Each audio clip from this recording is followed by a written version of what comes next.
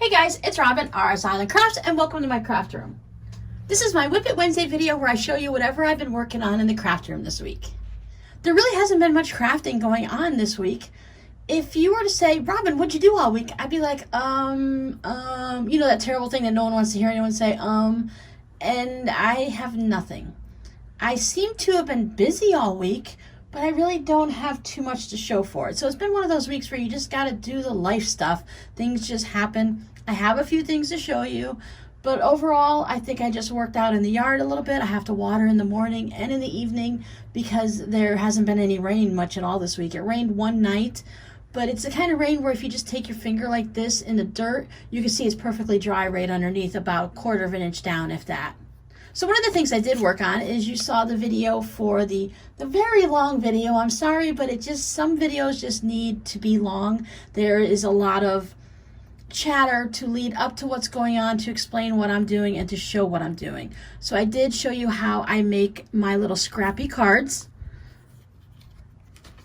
You guys seem to enjoy that. I think they come out really nice now.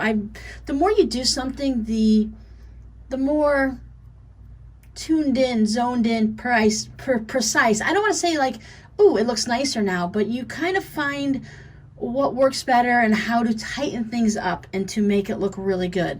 So I've been doing much better on these. The more I make, the better they get. Same thing with the envelopes. They have been turning out really nice. I love the way they look. They go through the mail beautifully, I've been told. Don't worry, it's just me putting it in crooked. It fits in fine. I've been having fun putting my little butterfly stickers on. I do put some Scotch tape on it and then a butterfly sticker. This is the cardstock. The card inside firms up the cardstock, so it's not the thickest, but it does survive the mail perfectly fine. If you look at the regular envelopes we use, those are basically just, I'd say they're about the thickness of printer paper, right?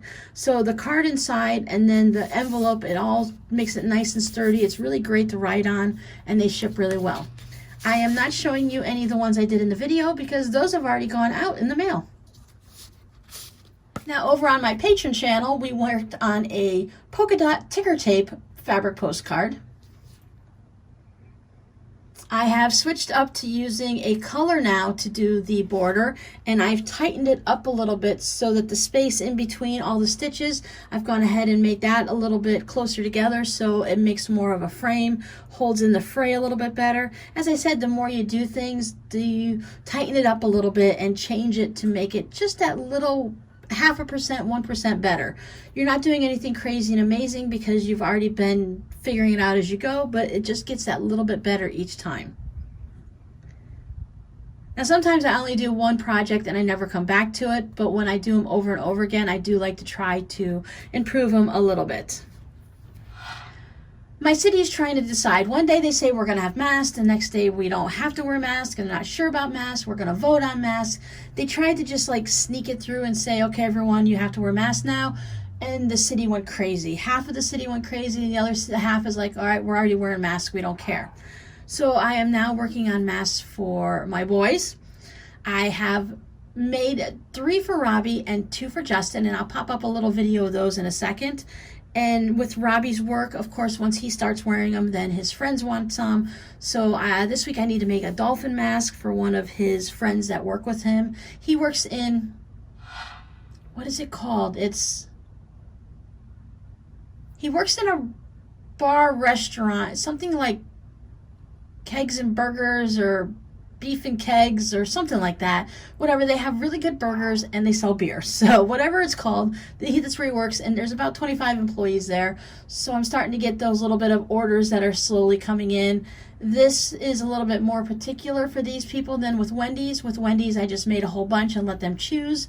These guys are a little bit more particular and they want to see the fabric before they decide what they're going to wear. And I don't want to make a bunch and let them choose and have extras left over. So we're doing the pictures back and forth, and right now it's only a couple people here and there. I think there's only maybe 5 people that work in the kitchen. 25 might be exaggerating it. They might only have 12 or 15 people working, I'm not sure. But I know I've made them for the boys, so when they go out that they'll be covered. So let me show you theirs. My city is now requiring everyone to wear masks when they're out in public and they can't social distance, or when they're inside buildings and stuff like that. So Robbie works at a restaurant, and before they weren't required to wear masks because he always stayed back in the kitchen. Now that he's getting out and about again, he needed some masks. So of course, once that ordinance comes up, Mom, I need a mask. He chose flames as one of them. I just went with a simple gray lining for him. This is the Craft Passion mask shape, the one that kind of goes up over the nose and no pleats and like that. He tried one of mine on before and he liked that one. Now, him and Rob used to play Zelda, The Legend of Zelda, all the time, from like game 1 all the way through. I made him a hoodie, if anyone's been around long enough to remember that. And this is some of the fabric that's left over. I used 2 different fabrics. I couldn't choose where to place the fabric because I was dealing with scraps.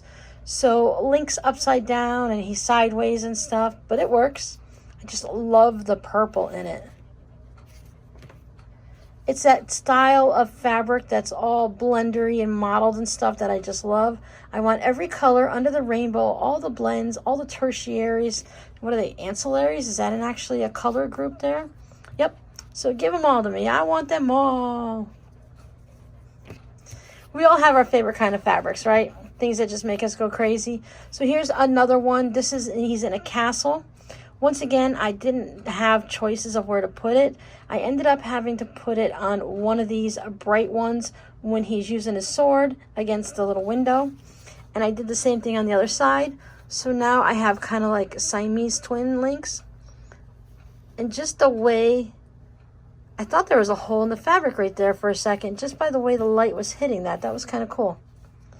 So he's swinging and he's sword fighting. This is one of the younger ones from the first games. Not the first game, but in that original time when he was all nice and small and young. And this one is when he was all grown up as a teenager. I stuck with all the gray fabrics, so in case anyone complains and he has to flip it around the other way, he'll have it fine. I'm taking it up to the house now.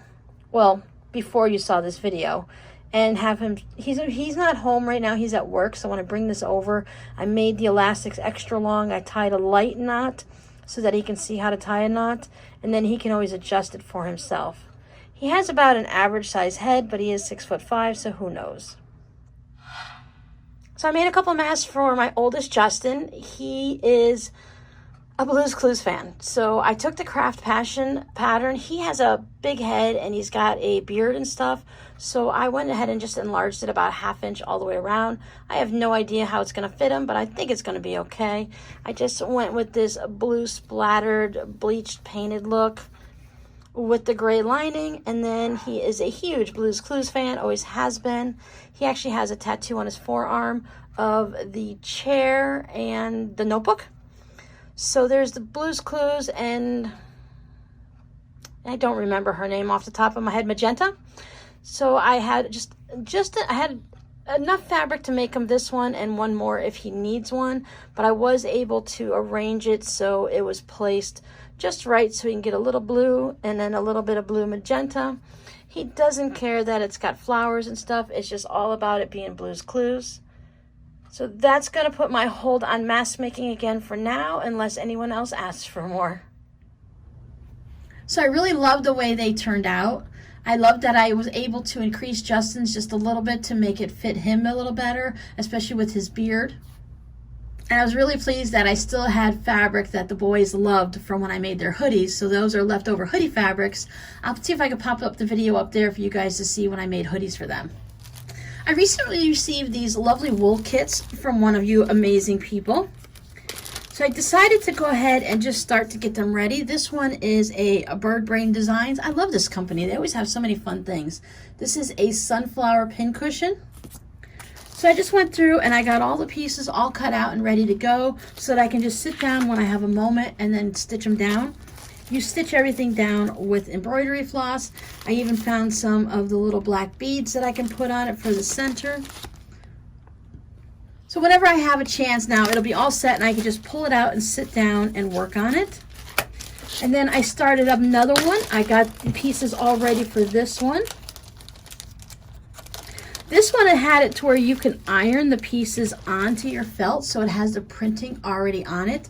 Some of the pieces ironed perfectly well and others didn't, so I just traced them out. That's no problem.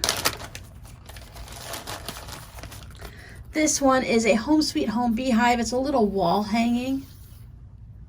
So I have to go through and I have to add all the little stitches. That's what these lines are for. You're going to do a little bit of a running stitch all the way through this. And then you have the bees that you put on. Oh, they got button faces. I didn't even notice that they're faces. See how there's that little button there for that face? That's kind of cool. So I'll have to look for buttons for that next time. But I have all these pieces all set. So they're ready to go. This one just barely ironed on and it has the words Home Sweet Home. So I'm going to have to kind of see it a little bit and then guess the rest. And it's going to be fine. It won't be any problems at all. There's the wings for the bees. And of course, the black ones, you can't iron it onto those. You're going to have to just figure it out and draw it on and stuff like that. And what came in the mail this week is I did a one-on-one swap with someone on Instagram. I think I told you guys last week when I sent out one of the postcards, I showed you the green one with the batik purple flowers on it. She asked if I would do a one-on-one swap with her, and this is what she sent me. I don't know if she was just making salvages or she noticed looking through my feed that I love them. But look, I got cotton and steel. I don't have any cotton and steel. I think I might have a couple salvages, one or two, but I've never used cotton and steel fabric, so that's really fun to have that on there. Then it's got the little safety pins, so all of a different one. I think it's really great that she was able to color coordinate all the salvages. Mine are mostly wild and crazy with multiple colors, so no color coordinating for me. So she has the little stamp that you can go ahead and stamp it with the postcard on it like that. I think it's great because it gives you just a small space to write so you don't have to come up with a lot of things to say. I do love to talk, and sometimes when I write or I put an email, I get really chatty there too. But when I'm just typing something or writing on a postcard to a perfect stranger, it's kind of hard to know what to say. So it's nice when you have just a small space. You can just write just a few little words and then you're done. So that's how my week went. Did you guys get to work on anything good this week? Let me know down in the comments what you've been working on. I have a long list of things I'd really like to get to this week, and let's see what happens. First, I'm going to work on the mask today. Well, I'm going to work on the videos first because these need to be up for you guys. Then I'm going to go ahead and sew the mask also. And I really like to get that block of the month from Margaret Lewin off of my wall and into a top. And then there's always plenty of things to do. I wanted to spend Sunday just sitting down, relaxing, and working on the Santa Claus embroidery. I did not have any time. Before I knew it, it was at the end of the day, and it was already like 7:30, 8 o'clock. And at that point, it was a little bit too late. I needed to get dinner and stuff like that. And before I knew it, I was asleep in my chair, and it was 9 o'clock. So I'm going to try to be a little bit better this week and manage my time. Not that I wasted time this past week. It's just all these little things took up time. There's always something that, you have to take care of your house. You have to do the cleaning. You have to do the laundry. And if you wash the laundry, then gosh, you have to actually put away the laundry too, right? So all of that takes time and eats up little bits of the day. So if I get something done next week, I'll be happy. And if I don't, I'll know I've done something throughout the week and it'll still be a good week. So no matter what comes your way next week, I hope you find a little bit of time to either touch your fabric and play in it or actually have some time to create something. And I'll see you next time. Bye.